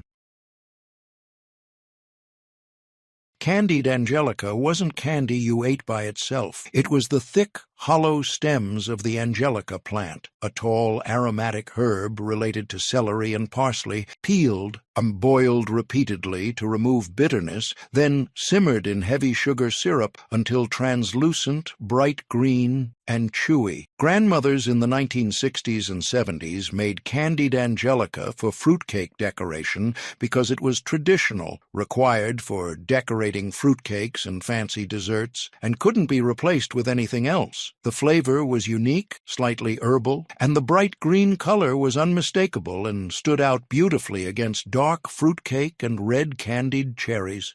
The process began in late spring or early summer when angelica plants were tall and the stems were thick, hollow, and full of aromatic oils that smelled like a cross between celery, anise, and something floral and medicinal. You harvested fresh angelica stems when they were young and tender, before they turned woody and tough, cutting them at the base and stripping off the leaves to use for tea or medicinal purposes, while keeping the thick, ribbed stems for candy making. You peeled off the tough outer layer with a vegetable peeler or a sharp knife, revealing the pale green inner flesh that was softer and less fibrous. You cut the stems into long strips about the width of your thumb and 4 to 6 inches long. Then began the long process of removing the intense bitterness that made raw angelica almost inedible. You boiled the stems in fresh water, brought them to a rolling boil, drained them, then repeated the process 2 or 3 more times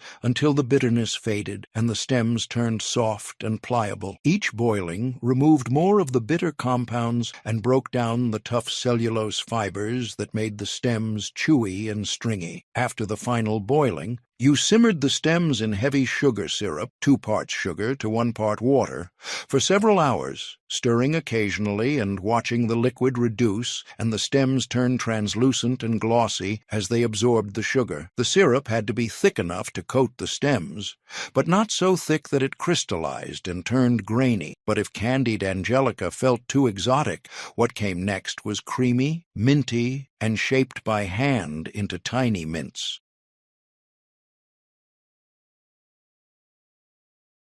Cream cheese. Mints with almond extract weren't store-bought. They were softened cream cheese, powdered sugar, and almond extract kneaded together into smooth dough, then shaped by hand or pressed into rubber molds and left to dry until the outside firmed slightly. Grandmothers in the 1960s and 70s made cream cheese mints for weddings, showers, and parties because they were elegant, melted in your mouth, and required no cooking, just clean hands, patience, and the right proportions of cream cheese to powdered sugar to create a dough that was smooth, pliable, and not too sticky or too dry. The process began with softening a brick of cream cheese at room temperature until it was easy to mix, but not so soft that it turned runny and impossible to shape. You mixed the softened cream cheese with powdered sugar, adding it gradually and mixing after each addition until the dough came together and was no longer sticky. The exact amount of powdered sugar varied depending on the humidity, the temperature of the room, and how soft the cream cheese was. Too much, and the mints tasted chalky and dry.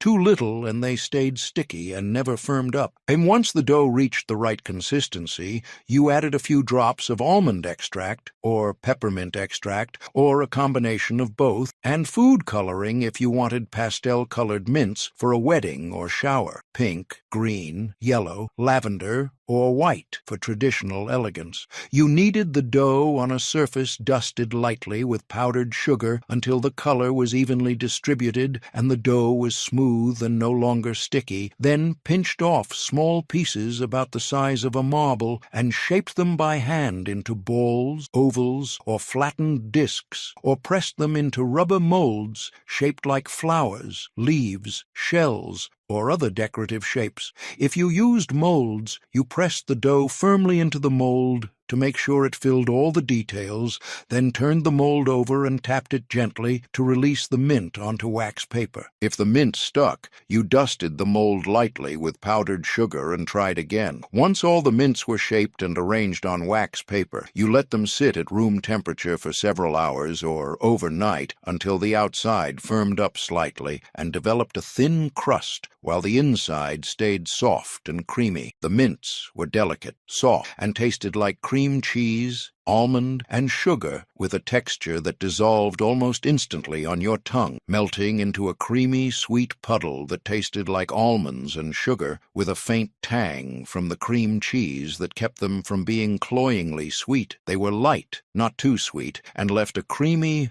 almond aftertaste that was more sophisticated and less medicinal than peppermint mints. But if cream cheese mints felt too delicate, what came next was rich, buttery, and sprinkled with sea salt before it hardened. The first 55 candies required patience, skill, and ingredients most kitchens no longer keep. But the final 5 push into the rarest territory: brown sugar caramels with sea salt, candied chestnuts glazed by hand, licorice layers stacked like art, candied lemon peel boiled 3 times, and white chocolate peppermint fudge.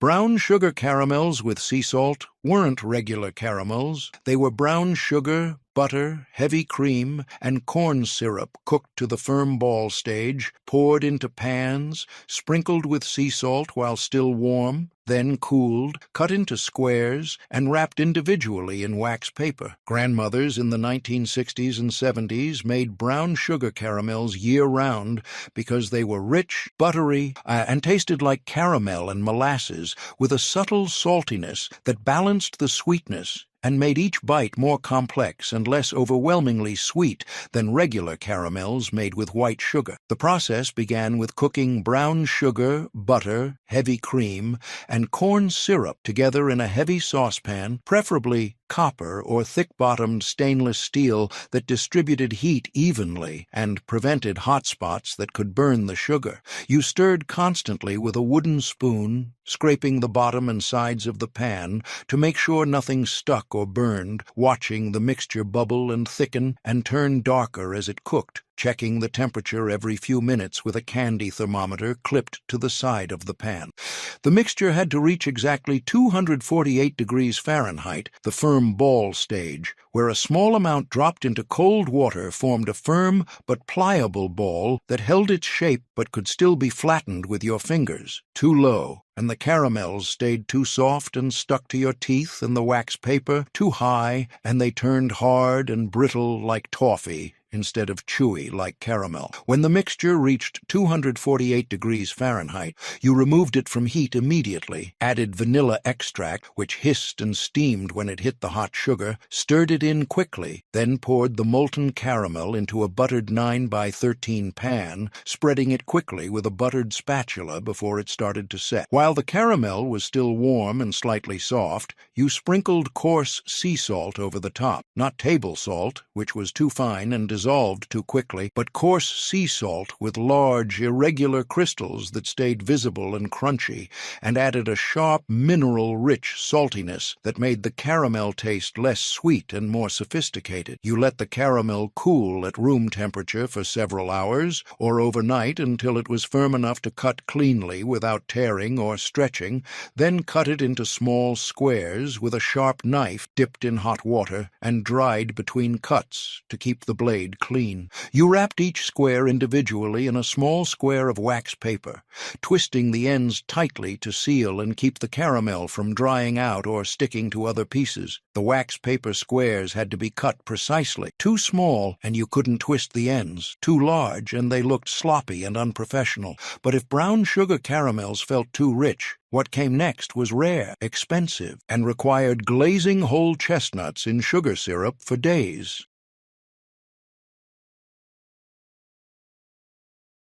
Candied chestnuts glazed with sugar weren't candy. They were fresh chestnuts, peeled, boiled until tender, then simmered in sugar syrup for days until they absorbed enough sugar to turn translucent, glossy, and intensely sweet. Grandmothers in the 1960s and 70s made candied chestnuts for special occasions because they were elegant, expensive, and tasted like something from a French patisserie, not something you made at home in an American kitchen. The process began in late fall when fresh chestnuts were in season and available at specialty markets or Italian groceries, sold by the pound in burlap sacks or wooden crates, still in their glossy brown shells with the fuzzy inner skin clinging to the nut inside. You scored each chestnut with a sharp knife, cutting an X into the flat side to keep them from exploding when they boiled, then boiled them in water until the shells softened and started to split open along the cut. You drained them, let them cool just enough to handle without burning your fingers.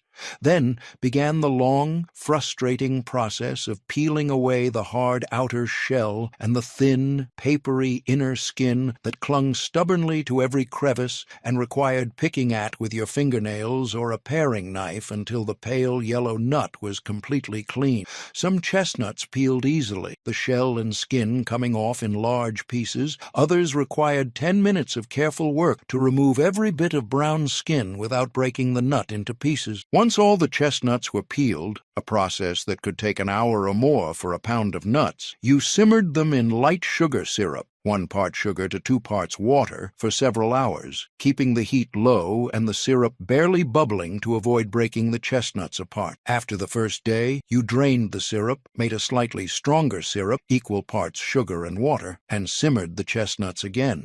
You repeated this process every day for 3 to 5 days, gradually increasing the sugar concentration until the chestnuts had absorbed so much sugar that they turned translucent, glossy, and almost jewel-like when held up to the light. On the final day, you made a very thick sugar syrup, brought it almost to the soft crack stage, then dipped each chestnut individually into the hot syrup and placed it on a wire rack to dry. The syrup hardened into a thin, glossy glaze that looked like glass and cracked delicately when you bit down, revealing the soft, sweet chestnut inside. But if candied chestnuts felt too expensive, what came next was colorful, layered, and required stacking different flavors of candy on top of each other like building blocks. Licorice, all sorts. Homemade layers weren't store-bought. They were layers of black licorice paste, coconut fondant, and colored sugar paste stacked together, pressed flat, chilled, then cut into small squares that looked like the British candy but tasted homemade, fresh, and more intense than anything you could buy in stores. Grandmothers in the 1960s and 70s made homemade licorice all sorts year-round for parties, gift boxes, and candy trays because they were impressive, colorful, and required skill, patience, and steady hands to layer different flavors and textures without them sliding apart, mixing together, or looking messy and unprofessional. The process began with making 3 different candy doughs: black licorice paste, white coconut fondant, and colored sugar paste, each with its own texture, flavor, and consistency that had to be just right to stack and press together without falling apart.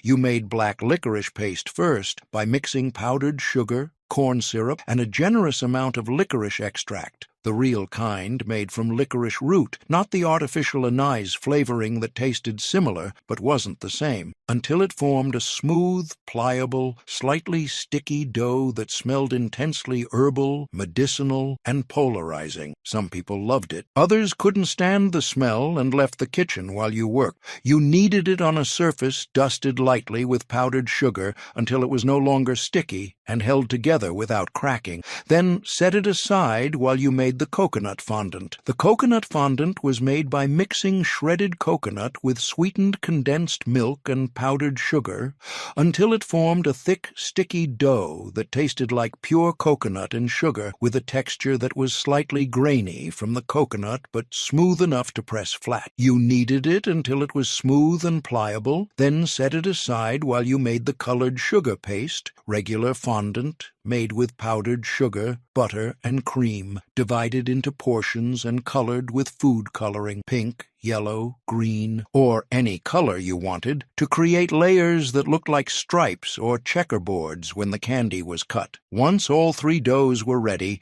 you began the careful process of layering them. You rolled out the licorice paste between sheets of wax paper until it was about a 1/4 inch thick and roughly rectangular, then rolled out the coconut fondant to the same thickness and size, placed it carefully on top of the licorice layer, pressed down gently to make sure there were no air bubbles, then added a layer of pink sugar paste, another layer of coconut fondant, and another layer of licorice paste, building the layers like a sandwich until you had 5 or 6 layers total. But if licorice all sorts felt too complicated, what came next was bright, citrusy, and required boiling lemon peel 3 times to remove the bitterness.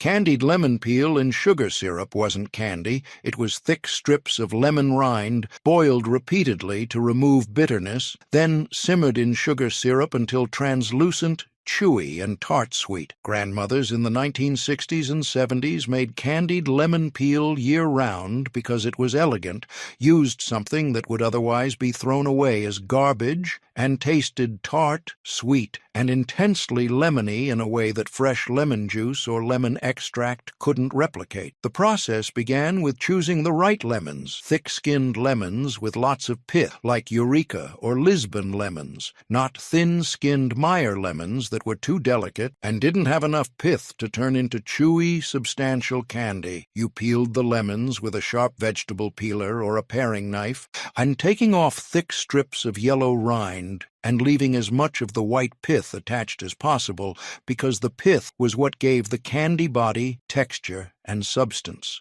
You cut the strips into long, narrow pieces about the width of a pencil and 4 to 6 inches long, then began the long process of removing the intense bitterness that made raw lemon peel almost inedible and mouth-puckeringly sour. You placed the strips in a large pot, covered them with cold water, brought the water to a rolling boil, then drained them and repeated the process. You boiled and drained the strips 3 times, sometimes 4 times if the lemons were particularly bitter, each time removing more of the bitter compounds and breaking down the tough cellulose fibers that made the pith chewy and stringy.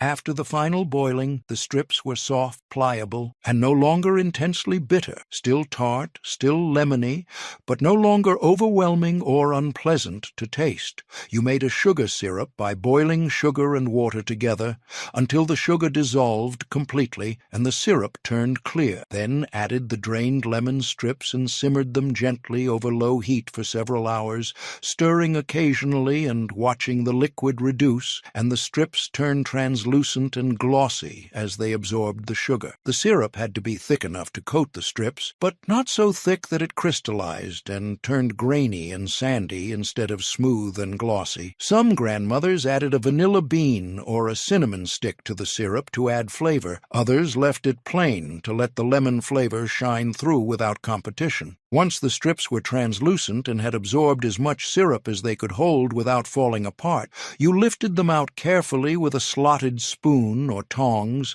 drained them on wire racks, set over baking sheets to catch the drips, then rolled each strip in granulated sugar to keep them from sticking together and to add a sweet, crunchy coating that balanced the tartness of the lemon. You laid them flat on parchment paper to dry for several hours or overnight until the outside firmed up and the inside stayed chewy and slightly sticky. But if candied lemon peel felt too tart, what came next was the final candy: white chocolate, peppermint, and everything that made special occasions taste festive and memorable.